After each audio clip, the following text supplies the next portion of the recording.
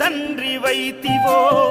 రెప్పచాటు కన్నీళ్ళే కష్టాలను మోసెరో తప్పులెన్ని ఉన్నాయో మన్నించి చేరదీయరో ఓర్వలేదు కలికా